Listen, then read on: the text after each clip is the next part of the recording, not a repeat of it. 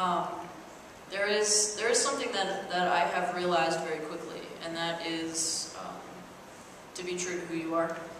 And which is why I was saying this as I came in tonight. I had a suit in one hand and this in the other hand before I left my house, and the suit almost went on, and I thought, you know, that's not who I am. So that's why I look like this.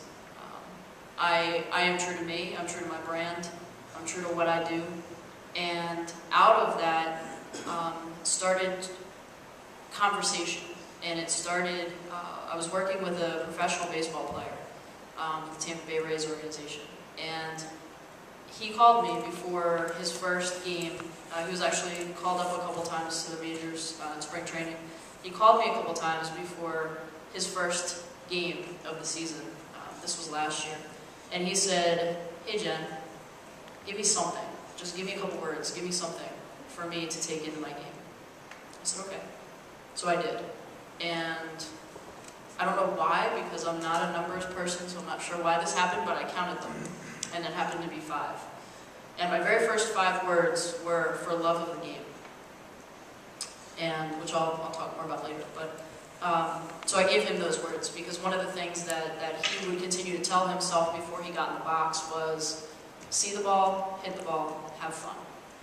That's what he says to himself every time he steps into the box. See the ball, hit the ball, have fun. So I told him, you know, reminded him why he was doing what he was doing, and it's always for the love of the game. So those were my first 5 words, and then after that, he had texted me and said, you know, that was awesome, that was great, that helped, give me another something for the next day, and so I did. Again, happened to be 5 words. So I thought, okay, there's something to this. So I started to work with. Last summer, I was actually the mental game coach for the Philadelphia Force, the women's professional softball team out of Allentown, and spent a lot of time with them. Pre-game, I would go into the locker room and spend about 5–10 minutes with them before they hit the field as they were changing after BP.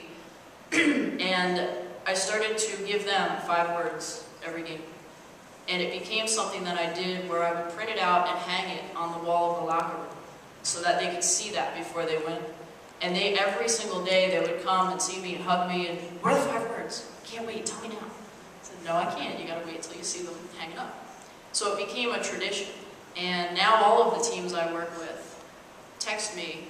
If I can't be at the game, they text me and say, "Hey, give me 5 words for today." And I'll share them with the team. So it's become something that has caught on. And I started to write a blog. I guess it was last year now. And every blog I write is 5 words. Not the whole blog, but the title is 5 words. And it's, yeah, that's a really interesting blog, right? It takes me a long time to write it, trust me.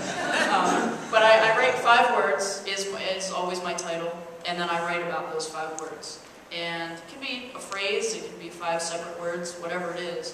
And that's become my blog, and it's become something that I get people emailing me, "Hey, when's the next one coming out? I can't wait." So it's caught on. To the point where I'm actually going to incorporate that make that my book.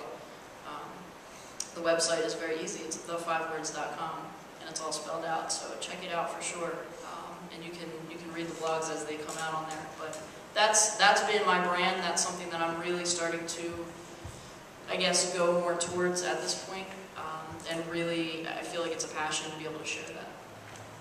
Perhaps each of you could tell more about